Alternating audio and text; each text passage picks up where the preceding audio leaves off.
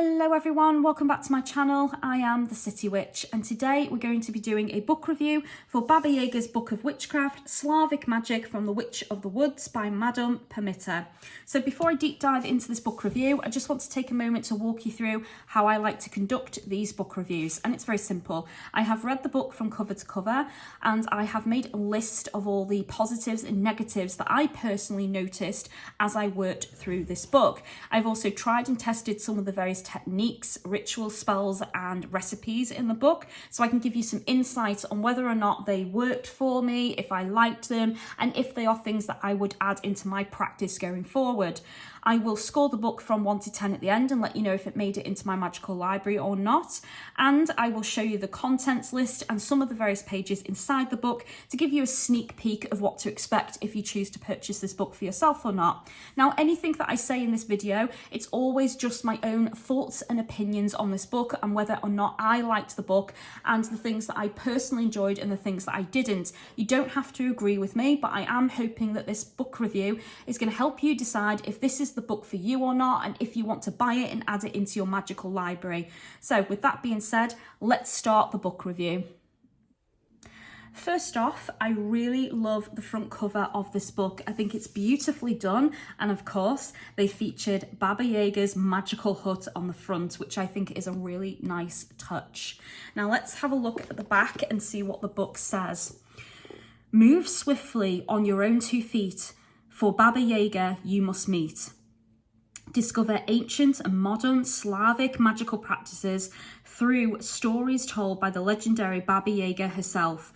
Learn about the magic of the sun, the moon and the stars, as well as the magic of the weather, animals, seasons, stones, food, beeswax and more. Each chapter includes a piece of the fairy tale of Vislania, and I hope I'm saying her name right, comments from Baba Yaga and hands-on tips and techniques from author Madame Permitta.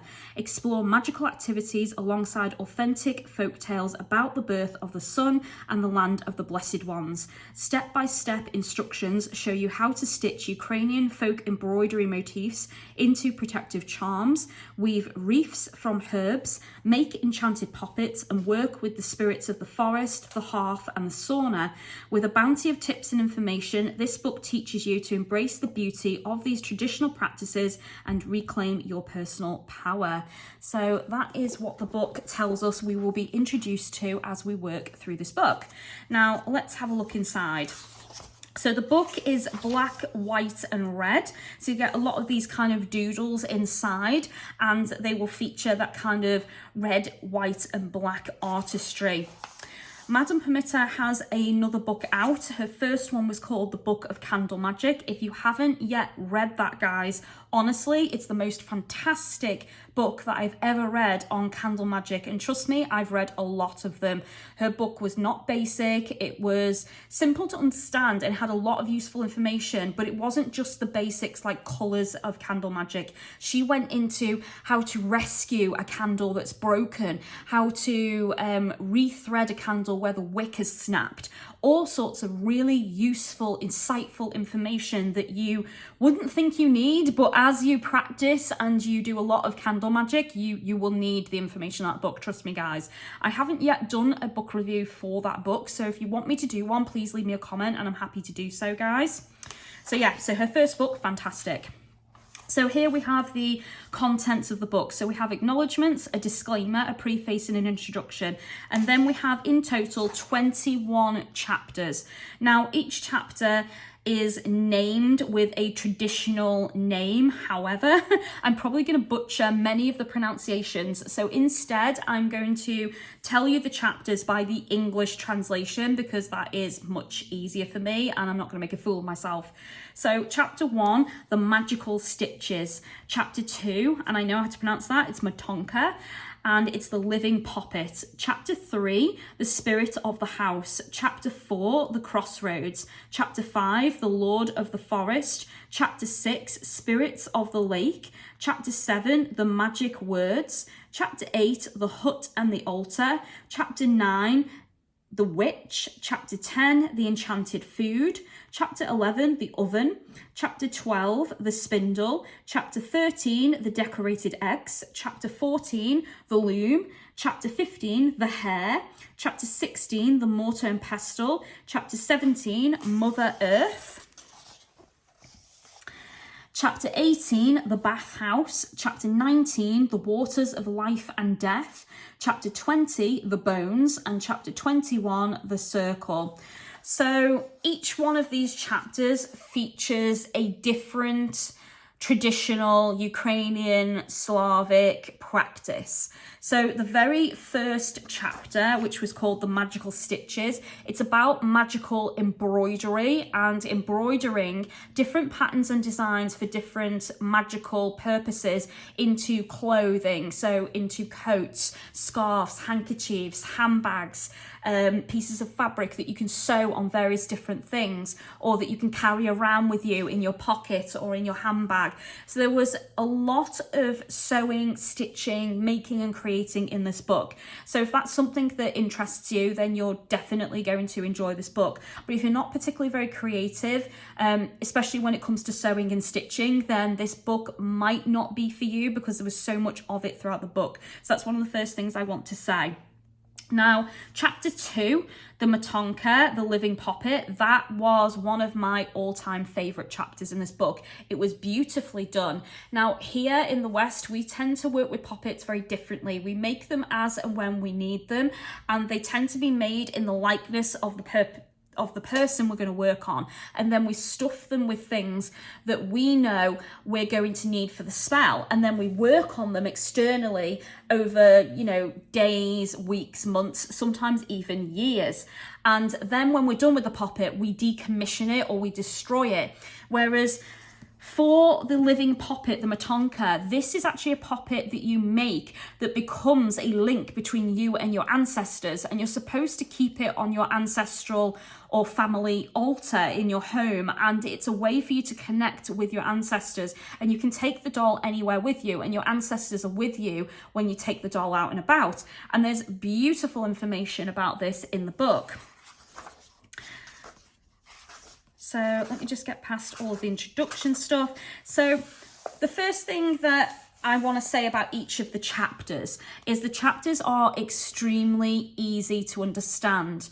They are an enjoyable read. The information is presented in a really nice way. There's also no grammar errors or anything like that from what I noticed, and each chapter begins with a piece of this beautiful story about Vislania. So that's the little girl here in this image. So she goes on a journey to find Baba Yaga and learn witchcraft from Baba Yaga herself, but Baba Yaga doesn't make it easy for her. She has to earn it, and all of the knowledge that she learns is very hard earned.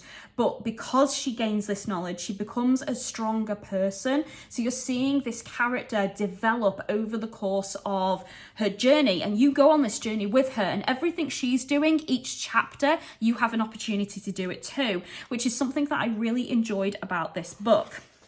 So you get a piece of the story, and in order to complete the story, you have to read the piece that's at the beginning of every single chapter. Then you get a little bit of wisdom from Baba Yaga. Now, this is written as if Baba Yaga is saying it to you and you're talking to her or listening to her impart her wisdom upon you. Now, this for me was kind of a little bit of an amber flag. I think it's cute and it's fun and it's whimsical, but I don't know how Baba Yaga feels about being given a voice by somebody else. Did she give her permission for someone to speak on her behalf? Was this information that directly came from Baba Yaga? I'm not sure. And because that's not explained or mentioned in the book, I still don't know the answers to those questions. So for me, it threw up a little bit of an amber flag, because I don't know how comfortable Baba Yaga would be with this being in this book, and I don't know if her permission was asked to include it.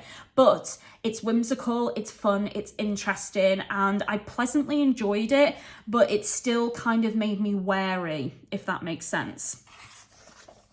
Moving on from that, you then get Madame Permitter's teachings. So you get this story about Vislania, then you get some information from Baba Yaga about what Vislania went through in that particular piece of the story. Then you get Madame Pitter's kind of information about that, and then you get the modern information about what you're going to be learning, because each of the pieces of the story, like I said, is going to give you an idea about what you're going to be studying and learning in this particular chapter. And then what Madame Permitter does is she tells you modern day how that's used today. So it's an ancient magical Slavic tradition that has been carried on into modern day and how it's used today in that practice, which I thought was absolutely brilliant. And then you get loads of information in the chapter about it as well. So this one, like I said, is about talismanic embroidery.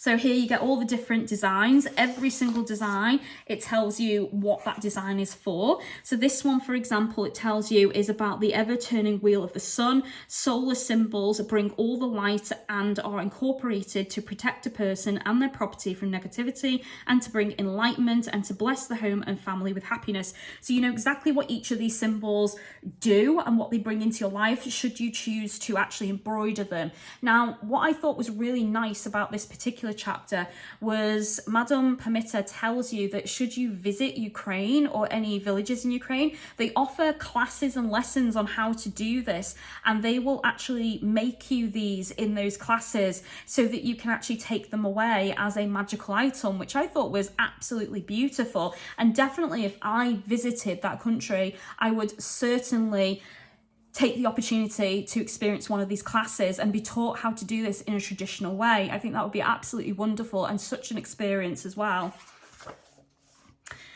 So that was the first chapter. This one, like I said, was my favourite chapter. This was the living poppet. Now in this chapter, you get an actual design on how to make the matonka. Now it's pretty basic, but there are many more complex designs online, and there are loads of different types of matonkas. I had no idea how many there were until I went out of my way to Google it and look them up, and there are loads of traditional Ukrainian villages and families that make these matonkas and sell them on Etsy. So if you want a traditionally made one, you can absolutely go ahead and do that if you wanted, guys, or follow this pattern and make one for yourself.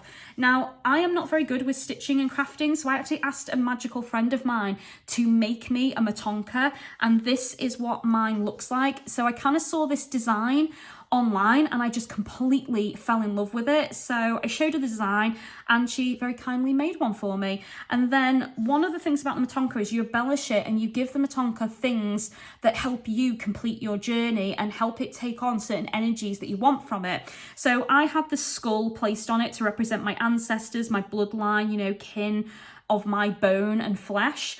And then I had the trivata placed on for birth, death and rebirth. It's kind of like that cycle of life. It's also a protective symbol. And then I had the magical atham placed on here as well for ritual, for ceremony, for witchcraft, and to also represent protection and defense. So this is my matonka and I absolutely adore my matonka.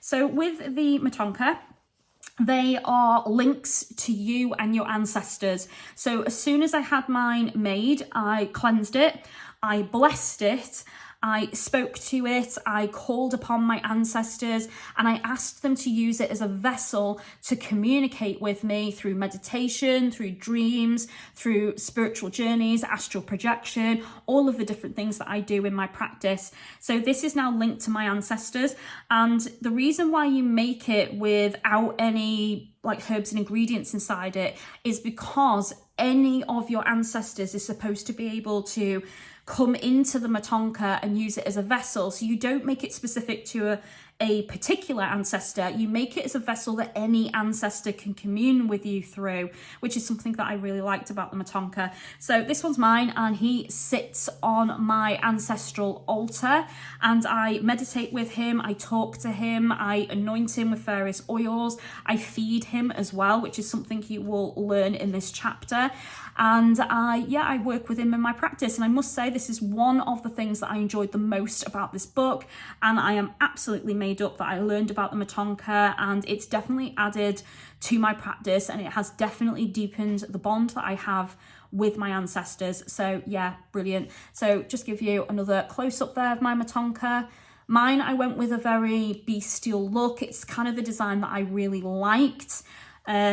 I wanted it to be wild and free and unusual, striking. I didn't want it to be simple and pretty, but that was my take on it because I'm quite gothy, guys, and I like rock clubs and things like that. So this kind of spoke to me more, but there are some beautiful ones online, you know, that look like Little Women with dresses and pinnies and things like that. So if you have a particular ancestor that like to cook or bake, you could put a little rolling pin there. You know, if your ancestors were magical like you could put maybe a little book in their hands, or a little wand, or whatever you want as a tool. Like I said, these were the ones I chose, but I will probably add to this over time, and eventually, you know, you never know, my Matonka might end up with a little backpack full of little things for my ancestors. So yeah, so that's my Matonka. Pop that to one side. The next chapter is about the spirit of the house. Now, for me, this chapter, I enjoyed it, and it was really interesting reading about the Ukrainian traditions surrounding the house spirit. But I did kind of think that the spirits that they work with are probably localized spirits, which means they can't actually really travel further than the house they're in. And you can probably put them in a vessel and move them from location to location if they're vesselized. But if you don't put them in a vessel, you probably can't move them from where they are. And most houses have their own spirit and energy that looks after them anyway. I know mine did when we moved in. So we befriended the house spirit. I give it offerings. I talk to it on a regular basis. And now it's a house guardian, not just a house spirit. And that is how you employ a spirit of the house to become an ally in your craft and practice. And there's lots of lore and lots of books you can get on that subject.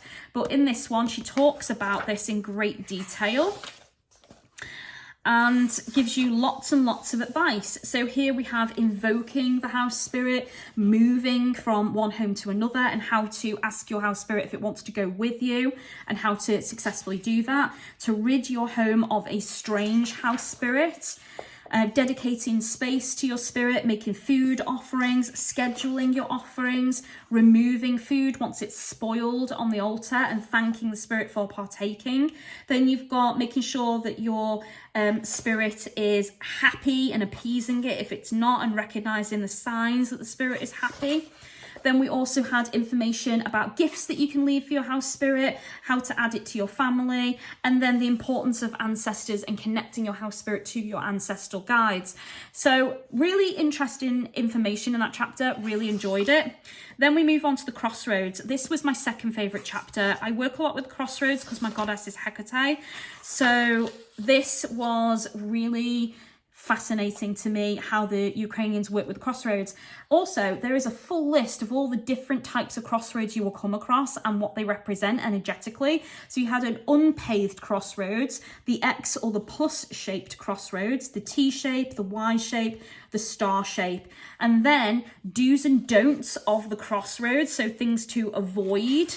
And then there was your magical journey with the crossroads. There was lots of different spells and things you can do at the crossroads as well. I will say that a lot of the spells for the crossroads were actually curses or hexes.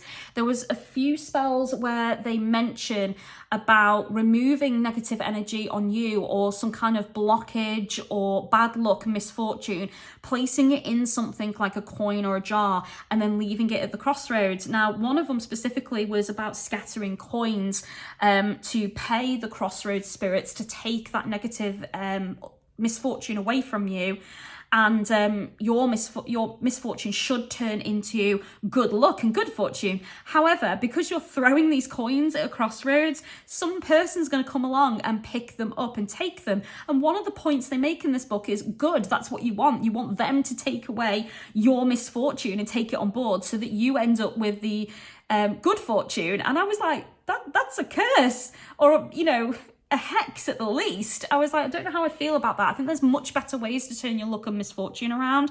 But there was definitely a lot of spells in here that were slightly more baneful than what I realised. But if baneful magic is up your alley, then there was some really good tips, tricks and advice in this that I thought. So yeah, so take the spells with a pinch of salt, I would say. But a lot of spells that you can perform at the crossroads. Then we went to the Lord of the Forest. This is about working with the spirit of nature, the guardian of the beasts and the wildlife, and how to connect with the Lord of the Forest locally in your area. Very insightful, very interesting. How to meet him, how to recognize his energy, how to call out to him and work with him. Then we had the spirits of the lake. So this is working with water spirits. So we call them undines here in the UK, which is like the Celtic name for a water spirit. So this is about how to perform magic with them, how to honour them, how to meet them, and how to make some reefs and things that you can use to honour them. There was divination, there was friendship of ritual to connect with them, and then connecting with water as an element. Then we moved on to the magic of words. So this was incantation, spell work, the power behind your voice, vocalization, that kind of thing. Again, really interesting and fascinating stuff. Another chapter that I thoroughly enjoyed. Then we had the hut and the altar. So this is where Vislaine eventually meets Baba Yaga and finds her hut and has to start earning Baba Yaga's respect and start working with Baba Yaga, because Baba Yaga doesn't just teach her, right? She's given these challenges and tests every step of the way, and she has to earn Baba Yaga's favour and trust before Baba Yaga will teach her something. And what Vislaine doesn't realise as she's going through these things is everything Baba Yaga's having her do is not just a test and a challenge. It is the magical thing, and it's leading up to building her up to be her own power and to connect with her own personal power. So it's a really amazing journey that this young girl goes on. So yeah, so here we talk about the various different things in Baba Yaga's hut. So the shelf, the table, the bench, different things that have power and symbolism, eggs, candles, food, amulets and talismans. Then we have the witch. So this is the, so that's supposed to be Baba Yaga there. And here we get our first look at working with her directly. So there's all of these traditional witchy things that are associated with Baba Yaga. So we have the knife, the sun medallion, the brass ring, storm sticks, talismans, stones. There was plenty of information about tools to gather for your craft in that section. Then there's the enchanted woods. So obviously she'd already met the Lord of the Forest, who helped her find her way to Baba Yaga. But this is about going deeper. So this is about understanding the plants, the poisons, the vegetation, gathering things like honey and using that in your craft and practice, poppy seeds. There was all sorts of different things to gather and consider, and then they tell you how to put them into a spell or a ritual, which, you know, was brilliant.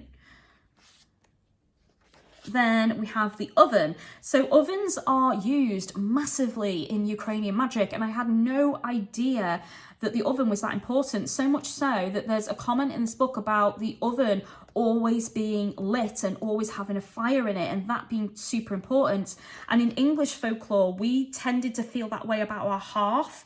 So we would have the hearth always lit, and it would ward against negative spirits. It would keep the home warm. You would cook on it. It was a vital source of heat and light and energy and protection. So for the Ukrainians in Slavic magic, it was the oven. So that's kind of the equivalent. So that was a nice chapter as well. The living fire. Here we talk about working with your living fire, the pitch, the spirits of fire. So you also go through all of the elements when you work through this book as well. Then we have the spindle. This chapter, I've got to say, I didn't really enjoy because it is about kind of sewing, darning and creating yarn and things like that, and I'm not really into that, so that was probably for me one of the weaker chapters. But if you like to knit and sew, again, there's so much of that in this book that you'll probably enjoy this section. Then we had decorating the eggs. So this is a traditional Slavic practice where they work with eggs, they decorate them, they dye them. We tend to only do that for spring equinox, whereas this seems to be something they do all year round. There's different purposes for the eggs. You can use them in different ways. There's loads of different spells. So if you like egg magic, then definitely this is for you. I was a bit disappointed that this didn't have an egg cleanse in it with any instructions on how they perform that and what the symbolism would be after you crack it in a glass of water. And I was expecting that and it just wasn't in there. So if you're thinking that's in here, guys, you'll be disappointed as well.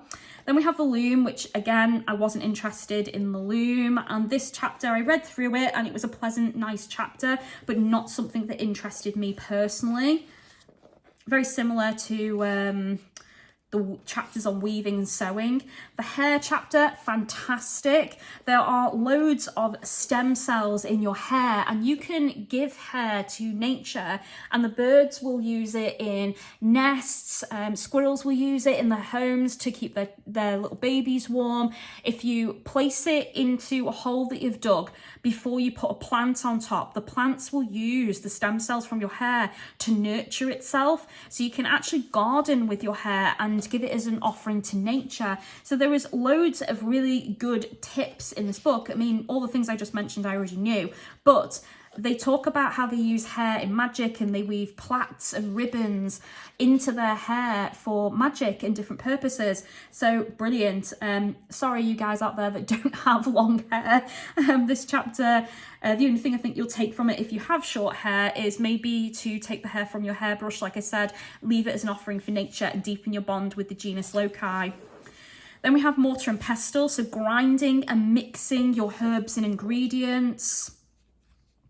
Again, lots and lots of different techniques and information. Then we have Mother Earth. So this is connecting with Earth as an element.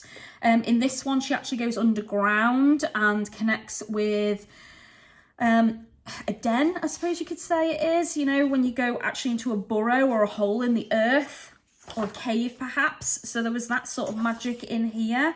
Mounds, meadows, houses, forests, fields, mountains, all the different things that they represent, their energies, how to utilize them. Then there was the bathhouse. So this was interesting. I didn't realize that there was a spirit of the bathhouse that connects to the sauna, and nearly every family apparently in Ukraine would have a bathhouse attached to their house, and it would be a sauna and they would honor the sauna spirit. So this was really fun and interesting chapter. The only way that I could think to connect to such a spirit was to steam up my bathroom with the shower and try to call out to a sauna spirit and see if it would come through. I actually don't think I managed to connect with a sauna spirit, but I definitely think some spirits were intrigued because there was movement and energy to the space when I did it, but I didn't meet a sauna spirit, so I will say that straight away. But I experimented, I had fun with it, it was great. However, I couldn't see because the room was just full of mist and steam, but yeah, it was a fun experiment.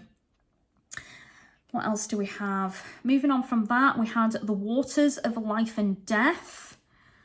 So this was a little bit about spring waters and well waters, all the different waters you can use in craft and practice. So we have rainwater, thunderstorm water, ancestor water, sun water, morning dew, charmed water, holy water, waters collected at certain times.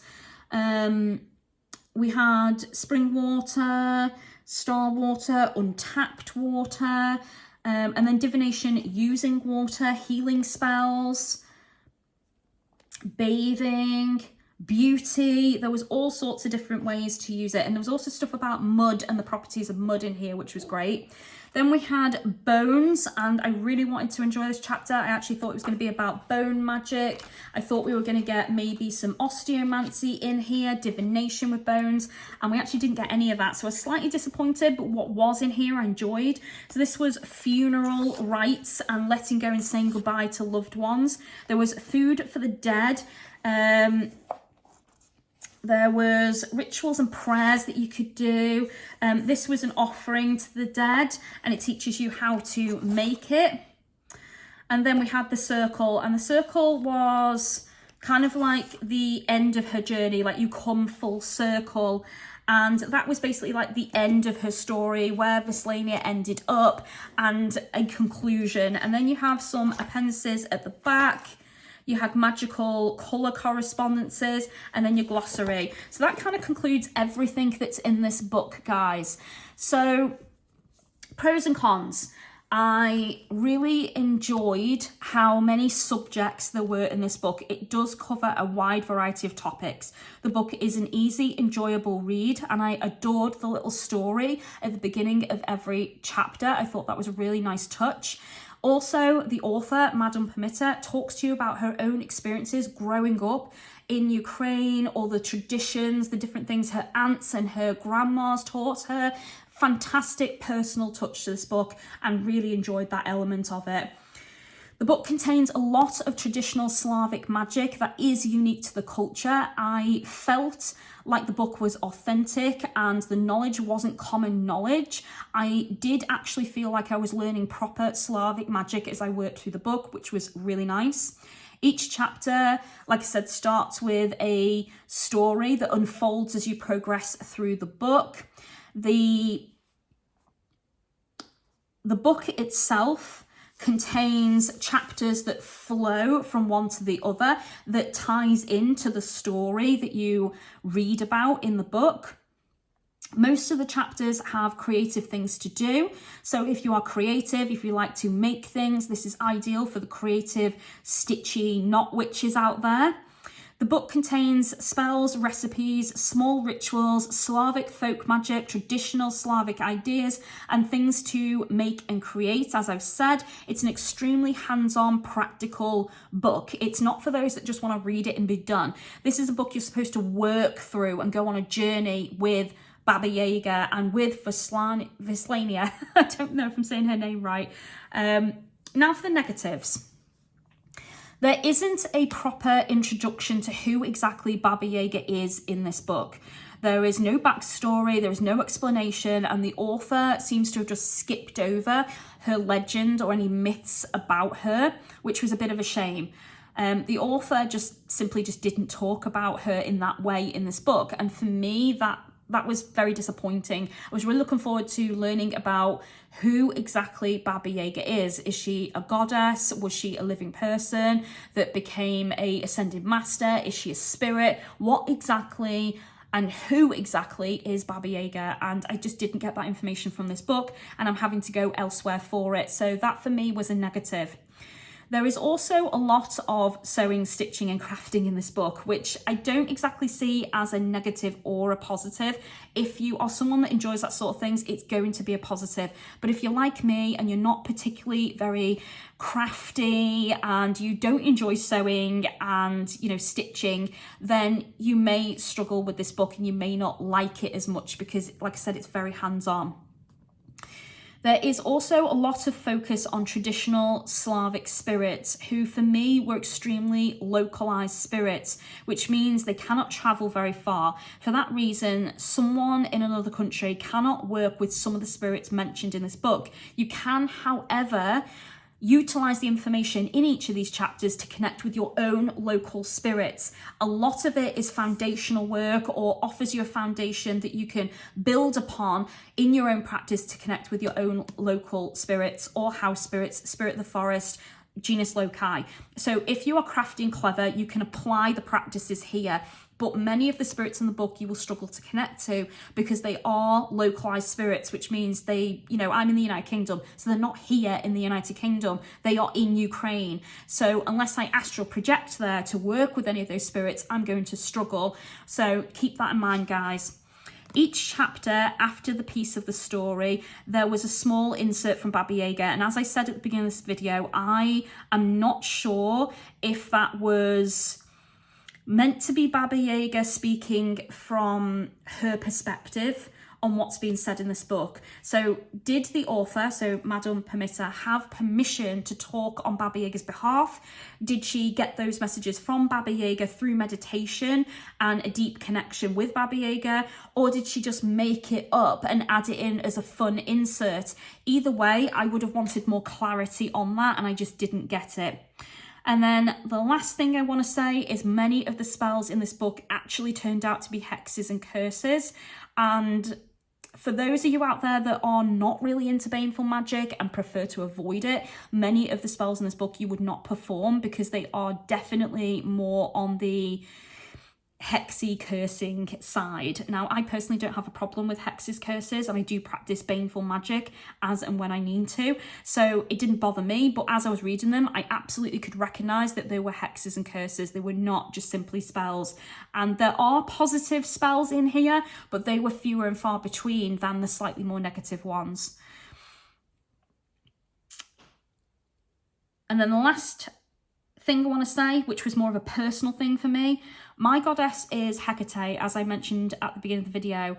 The author tried to make a very thin link between Baba Yaga and Hecate simply because they both rule over the crossroads.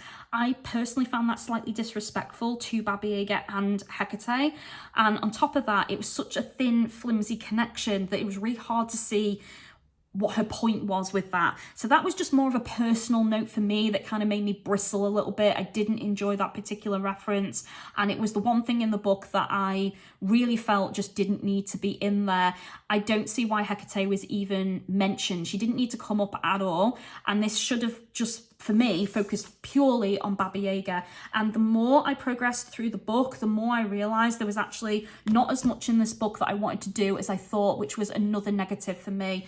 So overall for me, this book had a lot of really interesting, insightful information, but much of it I personally can't use in my own practice and craft. So for that reason, I only scored the book a 5 out of 10. It's not a terrible book, not by any stretch of the word. I've read books that I just didn't even want to score because they were that bad. This book, I just couldn't score it more than kind of 50-50. It had a lot of good stuff, but it had a lot of stuff that I personally didn't like or could not use in my craft and practice. I don't think I would ever open this book again and use it again, so it will not be staying in my magical library. And I think overall, for me personally, I was slightly disappointed with it. I wanted more information about Baba Yaga, and I really wanted to be taught about Baba Yaga, and I wanted to connect with her as a being in this world and build a practice or a link with her. I also wanted to learn Slavic magic, which I think it accomplished that beautifully, but the Baba Yaga aspect was lacking for me. So that concludes my review, guys. Let me know your thoughts and opinions. Have any of you read the book? What did you think about it? Do you think you will buy the book and read it? I'm open to your thoughts, and let's start a very pleasant, friendly conversation about it. So thank you very much for watching my review. I do hope you enjoyed it, and thank you very much for your support and watching to the end of the video. As always, take care of yourselves, guys, and I'll see you soon. Blessed be.